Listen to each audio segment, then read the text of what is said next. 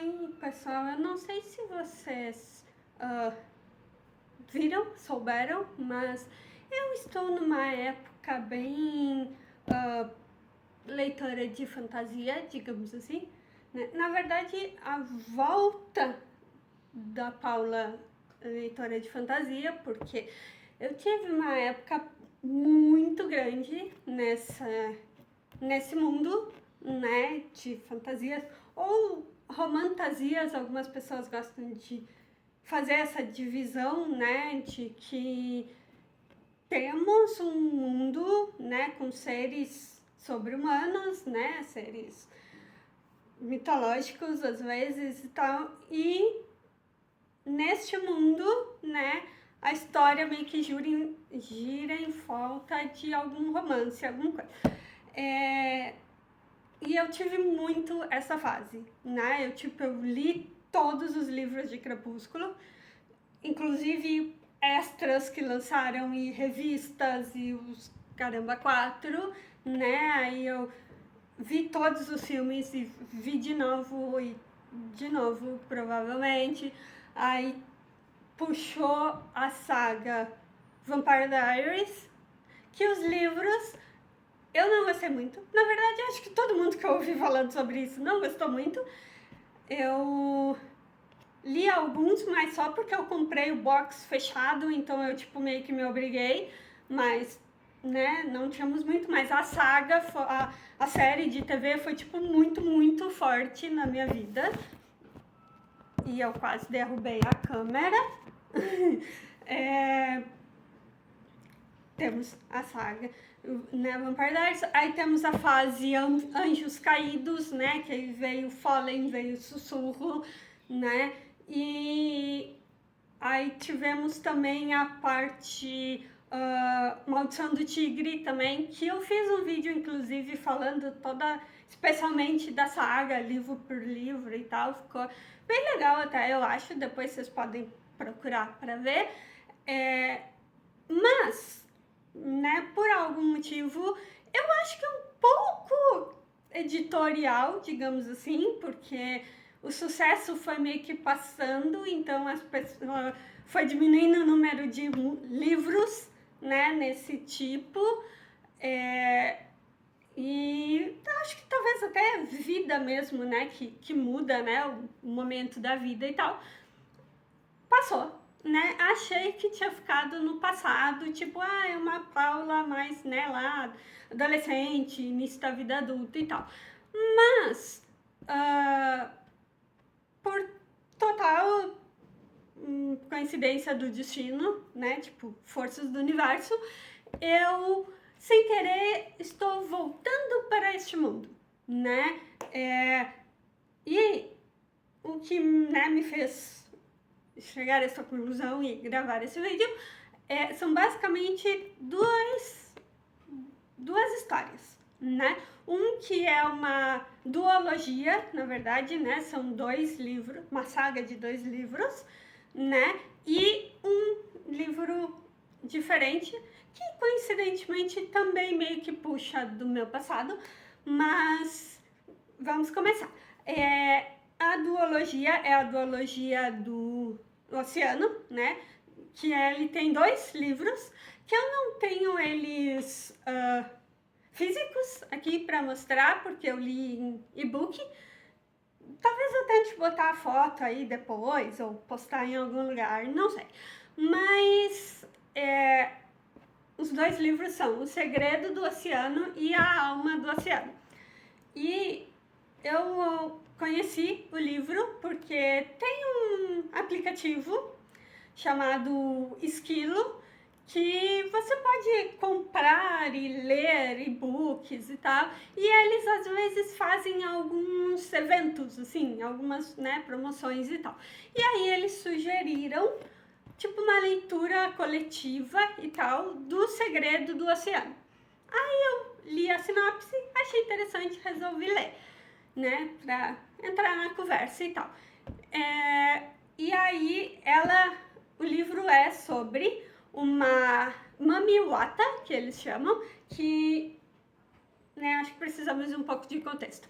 É sobre cultura africana e religiões, né, de matriz africana, né, com seus orixás e tal, e no meio de toda esta cultura tem uma criatura chamada Mami Wata, que é o que a gente normalmente chamaria de sereias, né? Só que elas têm um motivo, né? Elas têm uma tarefa mais específica nesse contexto, que é elas pegam as almas das pessoas que morreram no mar. Meio na época ali, esse livro, né, se passa na época da escravidão e tal, então eles falam muito isso de pessoas que foram tiradas da África, estavam fazendo essa viagem e no meio do caminho acabavam morrendo, que a gente sabe que acontecia aos montes, porque, né, eles só eram socados lá dentro do navio e seja o que Deus quiser. E aí, né, quando essas pessoas, elas eram jogadas no mar, depois de estarem mortas, né, elas eram jogadas no mar, as mamiwatas pegavam a alma dessas pessoas para levar para Iemanjá, aí a Iemanjá abençoava, né, e ajudava no caminho até Olodumare, que é o Deus supremo deles, né, e aí tem né, a personagem principal é uma mamiwata, né, e Simidele, ela se chama, que aliás é um nome ótimo, ela explica no livro o que quer dizer o nome e encaixa muito. E só que a Simidele estava lá no mar, né, fazendo seu trabalho e tal. Só que quando ela se aproxima de um homem que foi jogado no mar, né, tipo, todo ferido e tal, mas quando ela se aproxima, ele ainda tá vivo. Aí, né, fica esse duelo, né, de tipo, será que eu tento pegar a alma a si mesmo? Será que eu espero morrer? Será que, né, o que eu faço da vida? E aí ela resolve, não posso simplesmente deixar a pessoa aqui, porque ele vai se afogar, ele tá desacordado, tá, né? Eu não posso simplesmente deixar ele aqui, vou salvar. Só que salvar humanos não fazia parte das tarefas oficiais de uma mamiwata. Mas mesmo assim ela resolve levar ele para a Terra e acaba apresentando ele para Iemanjá. O que parecia um ato de misericórdia, né? Então deveria ser uma coisa boa, mas o fato de uma criatura ter interferido no processo, né, natural de que se aquela pessoa deveria morrer ou não, né, e ainda ela, ainda viva, ter visto seres que seres humanos teoricamente não deveriam ver, né, causa um grande perigo apocalíptico da coisa.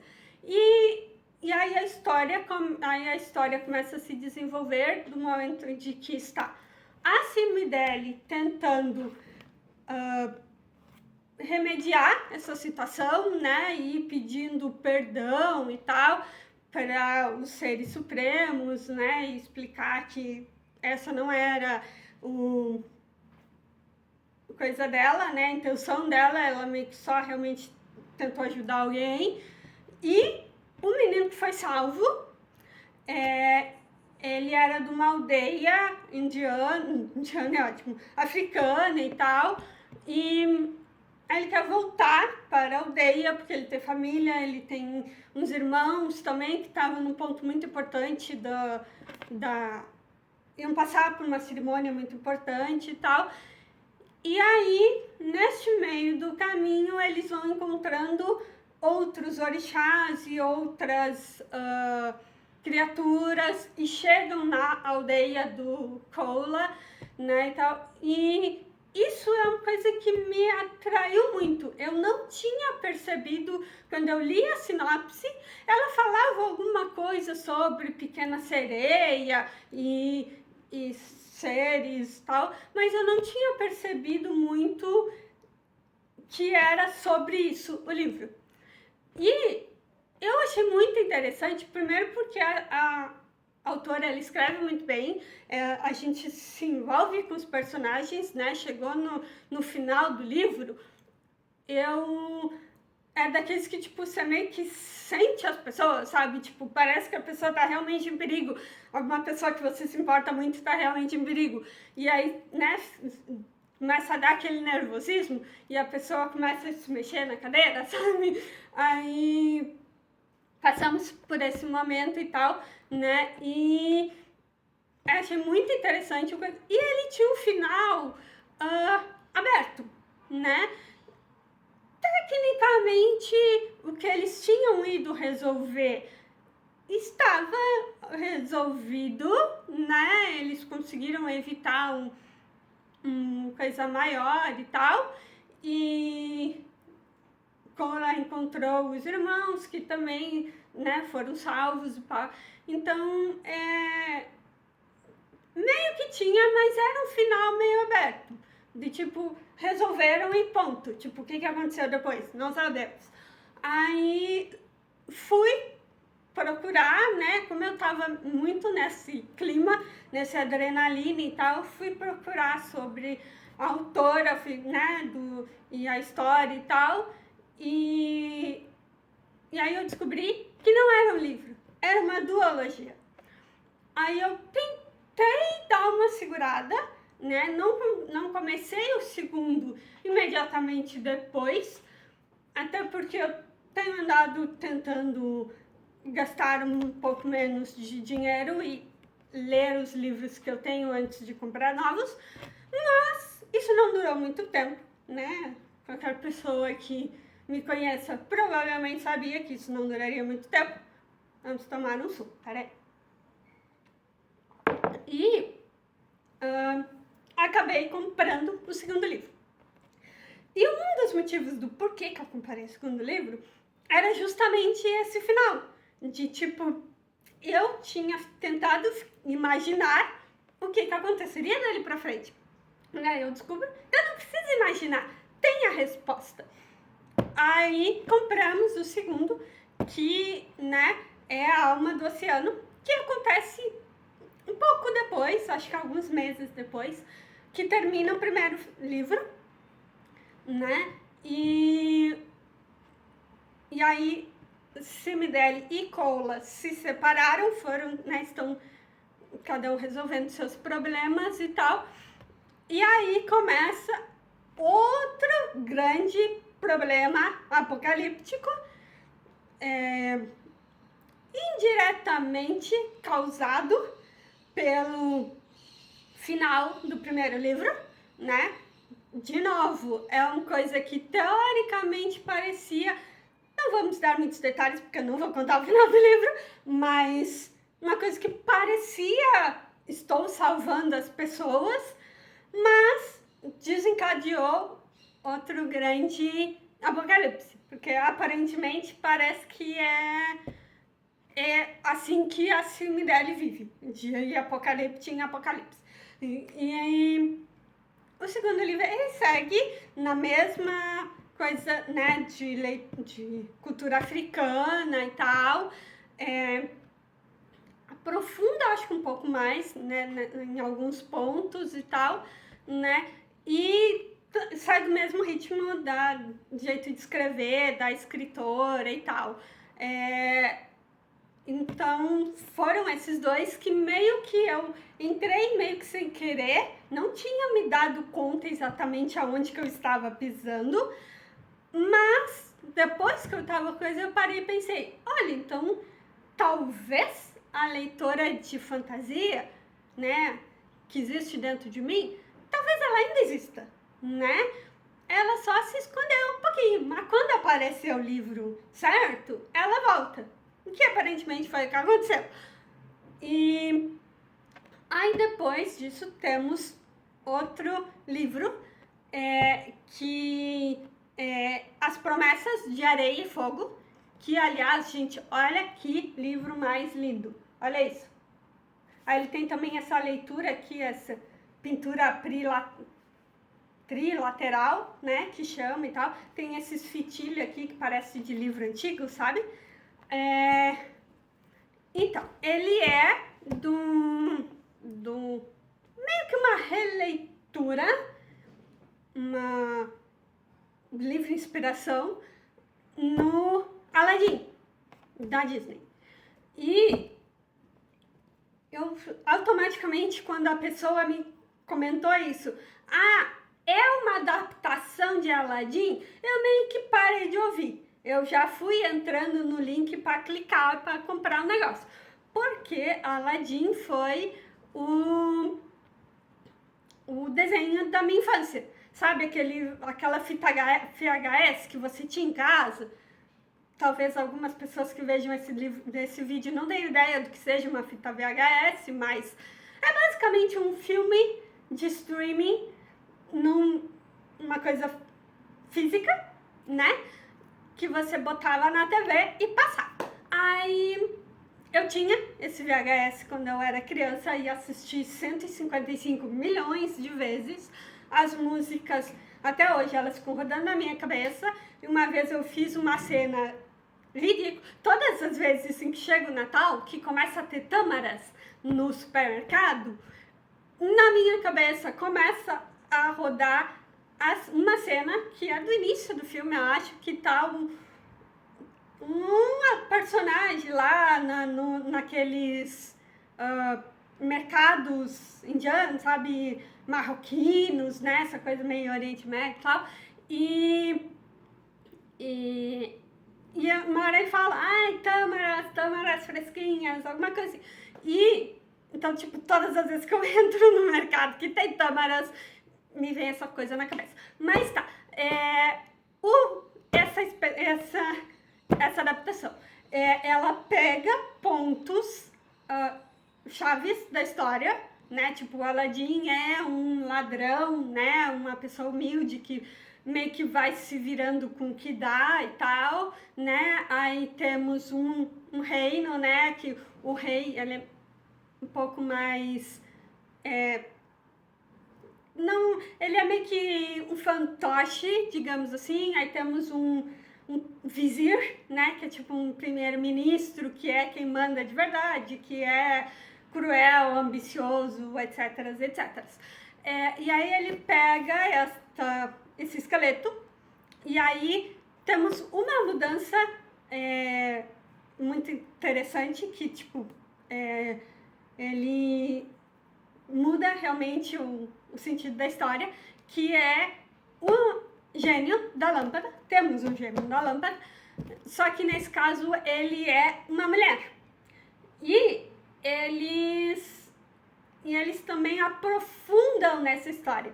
Tipo, ele não é só um ser azul que faz feitiços, né? Eles meio que aprofundam essa história de gênios da lâmpada, e aí tem vários tipos de gênios, e aí os seres humanos não lidam direito com gênios, porque, né, eles geralmente têm vários tipos que são mais malvados, né, e destruem,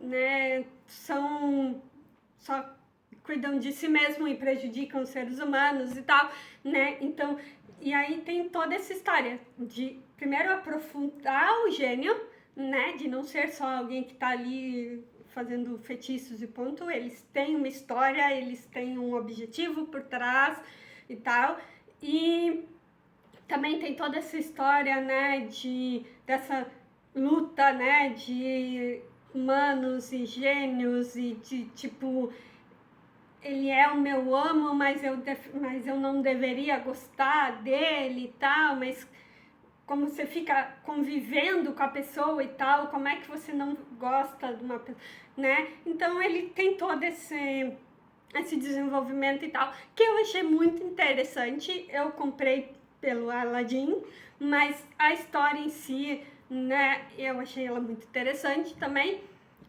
E é isso, são duas coisas, né, de fantasia que voltaram no momento em que eu achei que eu não lia mais fantasia, né? Mas aparentemente ainda lemos.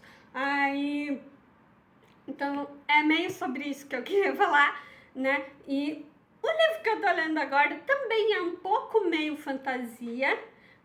Eu acho que ele vai ser mais puxado pro romance e desenvolvimento das pessoas, mas temos viagem no tempo, então acho que teoricamente conta como fantasia, mas eu tô muito no início desse outro, ainda não dá pra falar agora. Talvez no futuro, quando eu terminar o livro. O ponto agora era meio esse. E também outro ponto que eu achei muito interessante é eu descobri que existem outros tipos de fantasia. Mesmo que eu tenha todo esse background, né, que eu tenha toda essa experiência, que tenho vários tipos de criaturas diferentes em mundos, né, diferentes, às vezes as regras, né, mudam um pouco das regras que a gente tem agora e tal, mas mesmo com toda essa experiência eu ainda não tinha visto nem nada sobre cultura africana e nem nada que entrasse nesse coisa de gênios da lâmpada, né? E de tipo, o que ser uma pessoa que fica séculos trancada dentro de um lugar e aí depois ela sai, meio que basicamente ela sai só para fazer os desejos de algum humano qualquer e volta para coisa de novo e passa mais séculos e tal.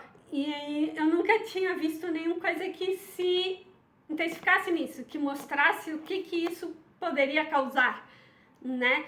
E então achei muito interessante também. E essa é as minhas indicações de hoje. É esse o ponto em que eu estou no momento.